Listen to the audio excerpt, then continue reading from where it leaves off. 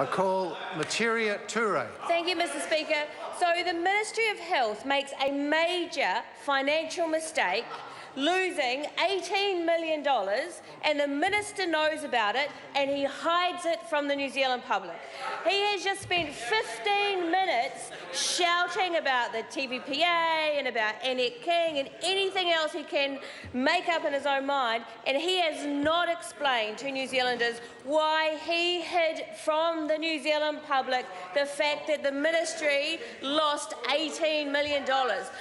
He knew about it. The Minister knew that the Ministry had made such a major financial mistake. He knew about it. He did nothing about it. He didn't.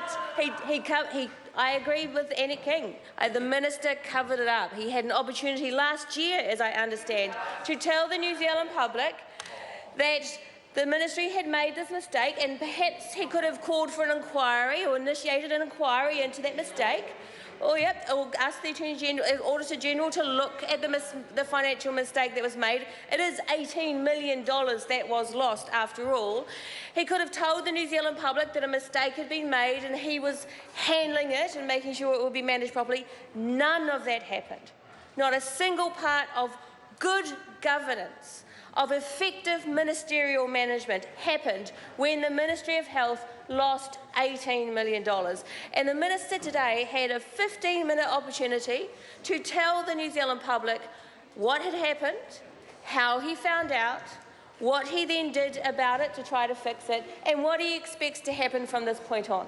Did the Minister talk about any of those things? Did he provide? No, he did not. Did he provide the New Zealand public with any confidence that this is a Minister who has a handle, a grip on his ministry? No, he did not, because he does not. He does not know what is happening in his own ministry.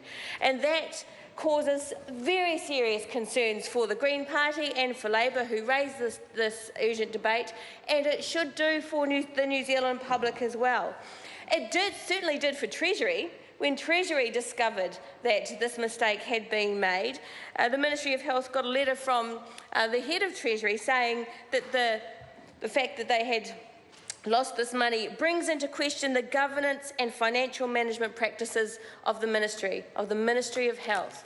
Now, so I will just note that the Ministry of Health is one of the core services that New Zealanders need to be confident is operating well, is operating effectively and efficiently with the budget that it has.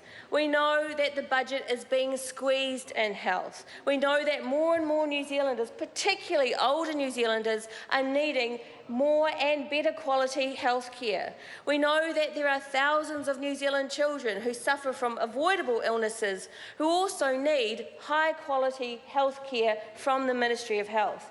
So for the Ministry of Health to be told by Treasury that the Treasury has serious concerns about their financial management should cause an uproar amongst New Zealand families, because we cannot afford to have a ministry that is not managing its scarce resources improperly. We must have a Ministry of Health who does have a handle on its accounts, who does know whether it has $24 million or just $6 million in its reserves. How could we have any confidence in a ministry and the Director General who does not know what their financial picture is?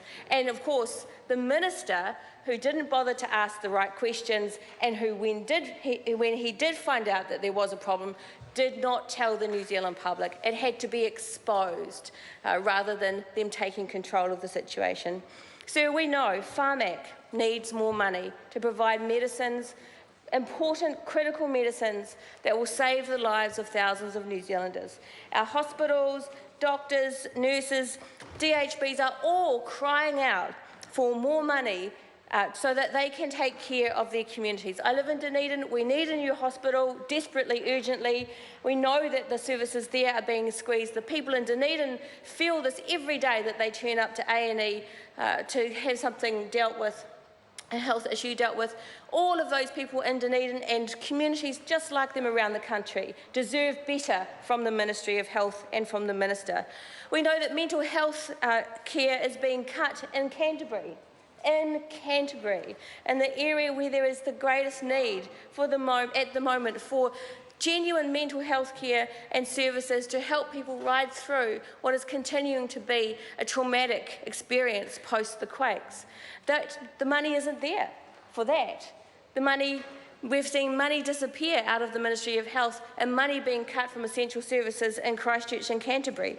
We have thousands of people every year who are living with serious pain because the surgery that they desperately need is being put off. Why? It's not that we don't have the expertise.